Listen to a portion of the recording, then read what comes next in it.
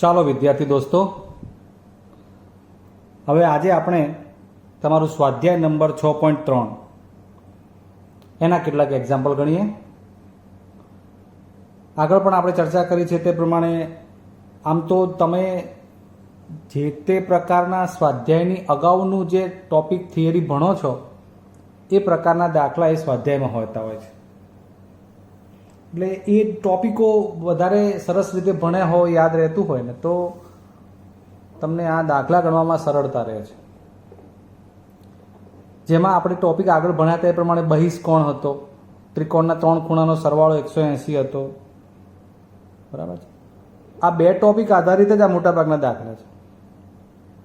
એ સિવાય તમે દ્વિભાજક વિશે ભણી ગયા હોય અને સમાંતર રેખાઓની છેદિકાથી બનતા અનુકોણ, યુગ્મકોણ. એટલે આ મેં તમને એક થોડી ઝાંખી કરાવી દીધી કે આટલા ટોપિક આધારિત આપણે એમાંથી એક્ઝામ્પલ જોવાના છે. અત્યારે આવો ત્યારે જોઈએ હવે એક્ઝામ્પલ આગળ. રકમમાં આપણને આપ્યું છે કે ત્રિકોણ PQR, આ PQR, એની બાજુઓ QP અને RQ, આ રહી QP, આ RQ, બંને અનુક્રમે બિંદુઓ S અને T સુધી લંબાવેલ છે. આ QP બાજુની વાત કરવી હોય તો આને આમ આગળ લંબાવી છે S સુધી. RQ ની વાત કરવી હોય તો RQ આગળ જાય છે T સુધી. બરાબર છે. જો એવું બને કે આ તો આકૃતિ આપી છે, ના પણ આપે, એટલા માટે કહું છું ખાસ. એટલે જો SPR 135, SPR એટલે આ ખૂણો SPR, અને PQT, એટલે જો નામ તમને આકૃતિ ન આપી હોય અને તમારે નામકરણ કરીને કરવાનું હોય ને તો ધ્યાન રાખવું જ પડે, કારણ કે S અને T ના સ્થાન બદલાઈ જાય તો ભૂલ થાય. તો PRQ શોધો, PRQ આ શોધો. હાલો ત્યારે હવે આમ તો તમને હું ઓરલી સમજાવી તો બહુ ઇઝી છે. જુઓ, તમે કોઈક અન્ય સામયિકમાંથી દાખલો જોઈને લખો ને તો એવું બનશે કે મેં જે ભણાવ્યું છે એ સિવાયની રીતથી પણ તમને ભણાવ્યું હશે અથવા તેમાં તમને જોવા મળશે. બટ હું તમને બહુ જ સરળ બાબત સમજાવી દઉં છું. આ 135 અને આ રેખા QS, હે, રેખા QS, એની પર બિંદુ P, તો આ બે રૈખિક જોડના ખૂણા બને. એટલે આ બેનો સરવાળો 180 થાય. એટલે આ 135 એમાંથી બાદ કરો 180 માંથી, એટલે આ ખૂણો મળી જાય, અંદરનો P જેને કહો અત્યારે. એ જ રીતે આ રેખા TR, તો આ 110 અને આ બે રૈખિક જોડ, એટલે આ તો તરત મોઢે આવડી જાય 70. બસ ત્યારે આ અંદરનો ખૂણો P મળી ગયો, અંદરનો ખૂણો Q મળી ગયો. આ કેમ ન મળે? 3 ખૂણાનો સરવાળો 180, એ રીતે એ પણ મળી જશે. ચાલો ગણી નાખીએ.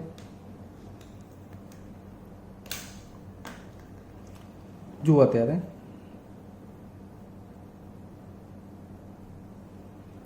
સૌથી પહેલા આ બેની વાત કરવી છે. અહીં આકૃતિ મુજબ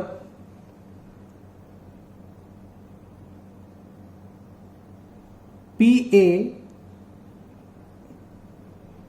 QS રેખા પર છે,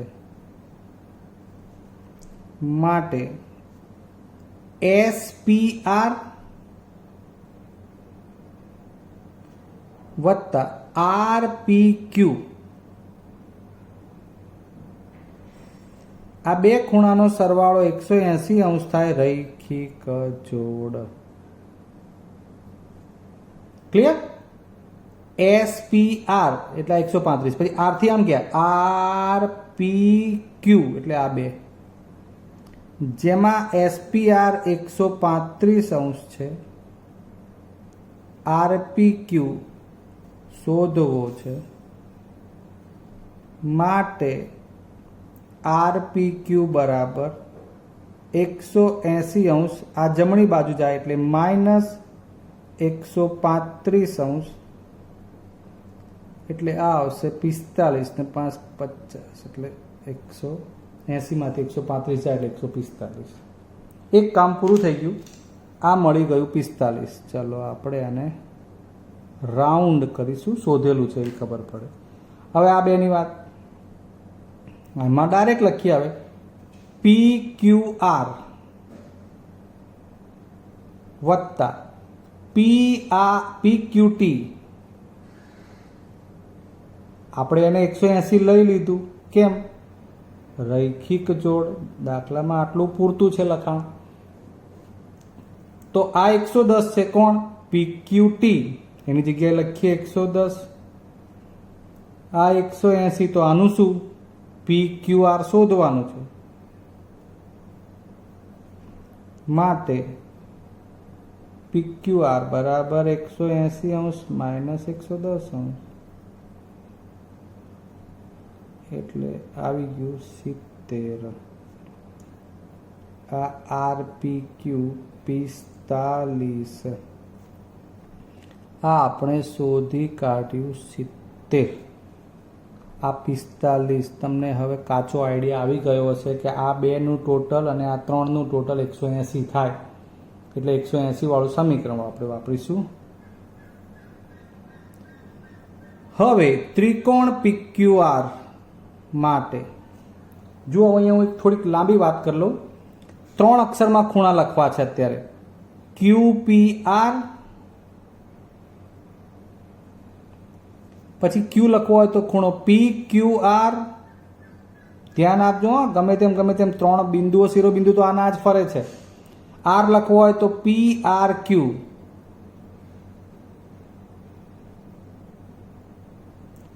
આ થઈ ગયા આ ત્રિકોણ માટે જે અંદર આ 3 ખૂણા બન્યા તે. કેમ? એટલા માટે એવું કહું છું કે આ 135 પાણા P બોલવું હોય તો બોલી શકાય, પણ એ SPR છે. અહીં 110 તો એ PQT છે. PQR કહું ત્યારે જ તમે આ 70 તરફ ધ્યાન જાય. એટલે બાયચાન્સ તમને માનો કે આ 3 અક્ષરમાં ખૂણા લખતા ના આવડે તો તમારે પહેલા આ લખવું પડે કે ત્રિકોણ PQR માટે. પછી તમે સિંગલ અક્ષર લો કે ખૂણો P વત્તા ખૂણો Q વત્તા R બરાબર 180 આની જગ્યાએ તો ચાલશે. હવે QPR અથવા RPQ કેટલું છે? 45. આ રહ્યું QPR. PQR 70 અને PRQ જે આપણે શોધવાનું છે. 7 ને 4 11, 115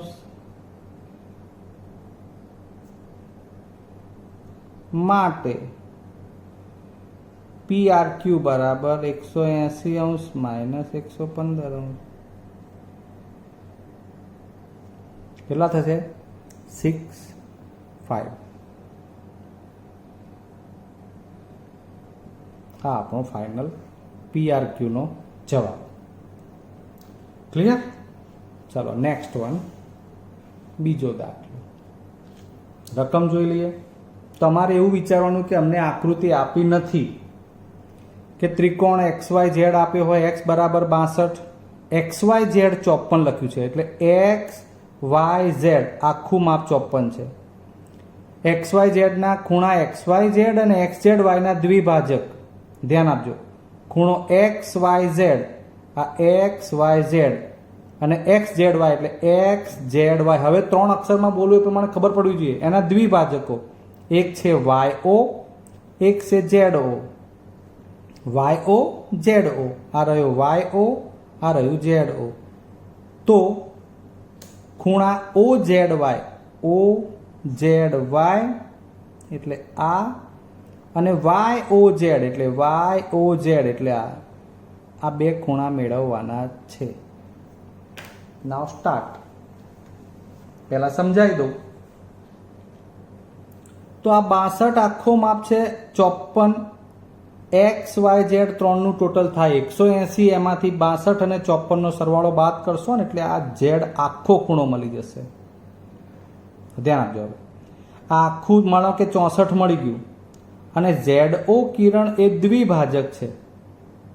તો એનો મતલબ કે આ બે ખૂણા અડધા અડધા થાય. એટલે આ જે આટલો માગ્યો છે ZOY એ અડધો થાય એટલે 32 થાય. એ પ્રમાણે આ તો 54 છે જ, તો એનું અડધું કરો એટલે આ બાજુ અંદરનું 27 થાય. આ 32 થયું, આ 27 થયું. હવે ત્રિકોણ OYZ જોવાનું. OYZ એમાં આ 32 હોય આ 27 હોય તો આ અંદરનો ખૂણો મળી જશે. સ્ટાર્ટ કરી દઈએ.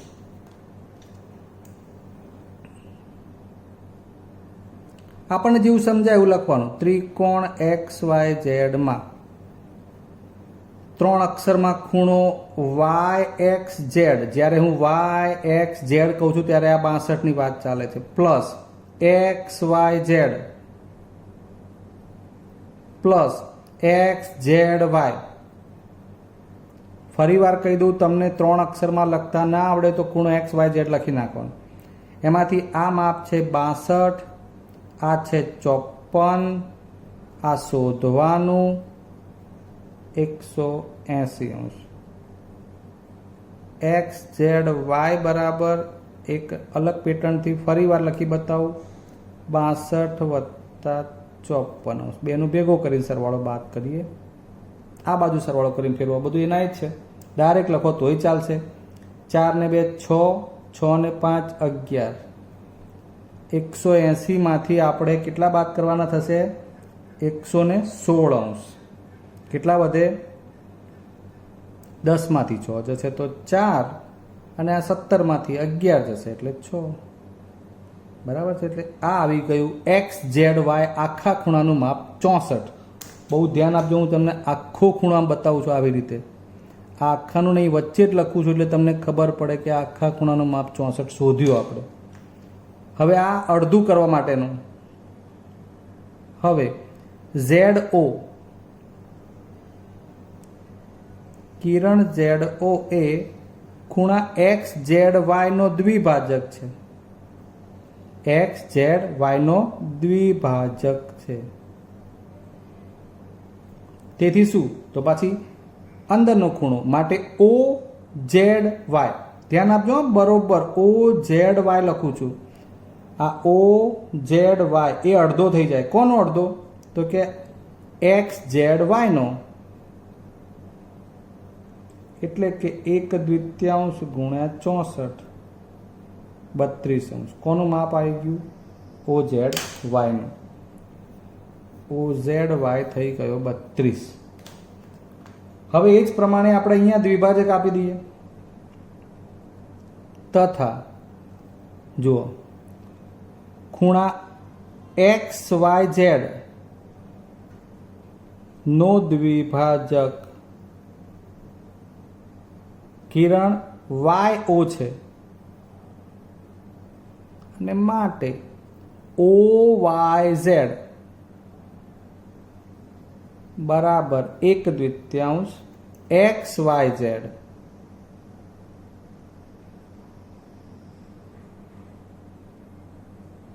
એટલે કે હવે OYZ નું માપ થઈ ગયું 27 અંશ. હવે કોની વારી આવશે? ત્રિકોણ OYZ આખાની.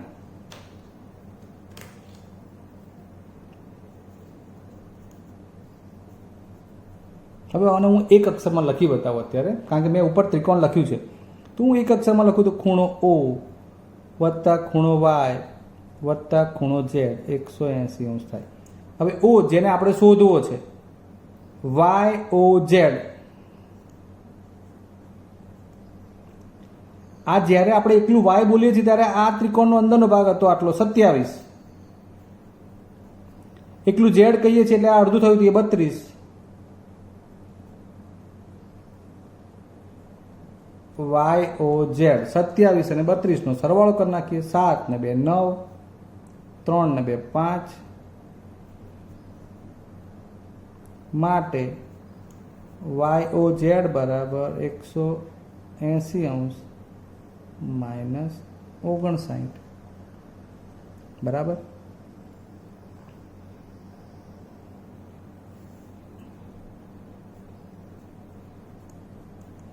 સાહીઠ હોત તો 120 વધત, એક વધશે વધારે,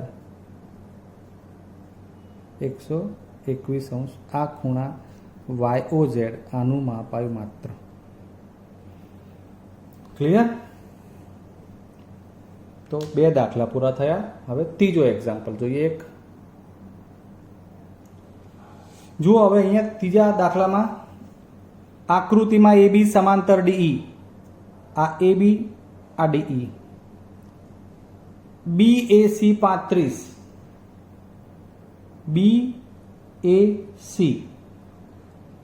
BAC કહો કે BAE કહો, ખૂણો તો આ જ રે 35. CDE 53, તો DCE શોધો. DCE આ ખૂણો શોધવાનો છે. ઉલટી ગંગા, વિચાર કરો કે તમારે જે ખૂણો શોધવો છે એ ત્રિકોણ કયો? આ ખૂણો શોધવો છે એટલે ત્રિકોણ DCE ની વાત કરવી પડે. એમાં એક ખૂણો 53 આપેલો છે, બરાબર છે. આ શોધવા માટે જો આ મળી જાય તો આ ખૂણો મળી જાય તો આ બેનો સરવાળો 180 માંથી બાદ કરો એટલે આ C મળી જાય. ચલો વિચારીએ. હવે આ ખૂણો શોધવો છે, એનો સંબંધ કયા ખૂણા સાથે થાય એ વિચારીએ. આપણને બે સમાંતર રેખાઓ આપી છે. હું જે કંઈ પ્રશ્નો કરીને સમજાવું છું એ ટોપિક તમારા મગજમાં એ રીતે આવવા જોઈએ કે મારે આ શોધવું છે, આના માટે આવું વિચારી શકાય, આવું વિચારી શકાય. તો આ E શોધવો છે, રેખાઓ સમાંતરની વાત છે. જુઓ AB અને DE. આ સમાંતર રેખાઓ માટે AE શું બને? છેદિકા. આવું તમને આવડવું જોઈએ. તમારે જાતે આ વિચારવાનું થશે. એટલે AB DE, માનો કે હું આને લંબાઈ દઉં થોડી. ચલો આ AB માટે પણ એવું વિચારીએ. આ ત્રુટક રેખા બતાવી લંબાવીને, બરાબર. એટલે આખી AB આ થઈ જાય છે DE. આ એની છેદિકા સમજો, આ એની છેદિકા સમજો. તો અહીંથી આ લંબાવશો એટલે આ પ્રમાણે ખ્યાલ આવી ગયો. આ બે રેખાઓ આમ બનતી હોય, છેદિકા બનતી હોય. હવે વિચારો BACED, આમ Z બને ઉલટો. બસ ત્યારે એના માટે આમ જોશો ને તમે, એટલે અહીંયા ખૂણા જે બન્યા આ 35 અને આ પણ થાય 35. બસ આપણું કામ પૂરું થવા આવ્યું. આ 35 એટલે આ 35 મળી ગયો. 53, 35 અને બેનો સરવાળો 180 થી બાદ કરશો એટલે તમારે જોઈએ છે DCE ખૂણો મળી જશે. નાવ સ્ટાર્ટ કરી દઈએ.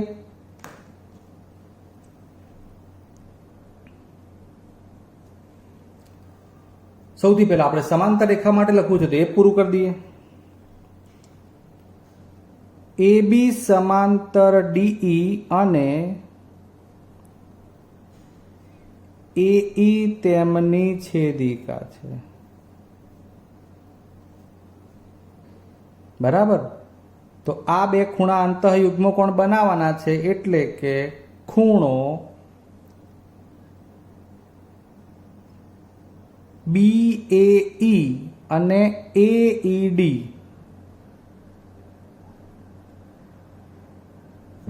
બરાબર BAE. અંતઃયુગ્મ કોણ, અંતઃયુગ્મ કોણ. હવે અંતઃયુગ્મ કોણો તો ખરા, પણ રેખા તો કે સમાંતર છે એવું આપેલું છે અહીંયા. અને સમાંતર રેખાઓની છેદિકાથી બન્યા છે માટે આપણે આ સમાન લખ્યા છે, એમને નથી લખ્યા કંઈ, બરાબર. એટલે હવે આપણે અહીં જ્યારે આ 35 એટલે આ 35 કહેતા હોઈએ ત્યારે સૌથી પહેલાં આપણે સમજી લઈએ કે ખૂણો AED બોલીએ છીએ એને આપણે CED લખી શકીએ. એટલે મારે આની જગ્યાએ CED લખવું છે પહેલાં. AED એ જ ખૂણો કયો છે? CED. અહીંથી વચ્ચેથી પણ બોલાય બિંદુને, કારણ કે ખૂણો AED બરાબર ખૂણો CED, એટલે એની જગ્યાએ આ લખ્યું. અને માટે CED બરાબર આ 35 તો છે જ BAE, એટલે આપણે લખી નાખીએ. ક્લિયર? એટલે એક પરિણામ થઈ ગયું 35 CED નું માપ. હવે એટલે આ આપણે અંદર ઘૂસી ગયા. ભાઈ જુઓ આ 35 આવી ગયું. બસ ત્યારે હવે આ ત્રિકોણ માટે, ત્રિકોણ CDE માટે આ તમે 3 અક્ષરમાં લખી શકો. પ્રયત્ન ફરી કરીશું આપણે 3 અક્ષરનો. DCE ના આવડે તો એક અક્ષરમાં લખવાનું. પછી ડી લખવો હોય તો ડી વચ્ચે બોલાવવું જોઈએ. CDE અને DEC અથવા CED લખીએ. ચેક કરો, જુઓ CD અને E વચ્ચે આવે. જો આ એકમાં C વચ્ચે આવ્યું, એકમાં D વચ્ચે આવ્યું ને એકમાં E વચ્ચે આવ્યું. ખ્યાલ આવી ગયું? બસ ત્યારે હવે આ પહેલો ખૂણો જે શોધવાનો છે, આ 53, આ 35, આ 180, 5 ને 3 8, 88, 180 અંશ માઇનસ 88. એકલા 80 હોત તો 100 વધત. હજુ બીજા 8 બાદ કરો, 92 અંશ. આમ તમારો માંગેલ ખૂણો DCE આ થઈ ગયો 92 અંશ. ક્લિયર? આશા કરું કે ખૂબ સરસ રીતે તમે ભણતા હશો. ચેનલના વિડીયોને લાઈક પણ કરતા હશો અને સબસ્ક્રાઇબ પણ કરતા હશો. ઓકે મિત્રો, તમારા આ કામને અમે પરિપૂર્ણતા માટે ખાસ વિચારતા હોઈએ અને અમારા કામ તરફથી તમને સારું ભણવા મળે એ તમારા માટેનું યોગ્ય કામ થાય. ઓકે, એટલે હવે આપણે આ 3 દાખલા જ આજે ભણાવીશું અને હવે રજા લઈએ. નેક્સ્ટ ટાઈમ મળીશું. ત્યાં સુધી જય હિન્દ.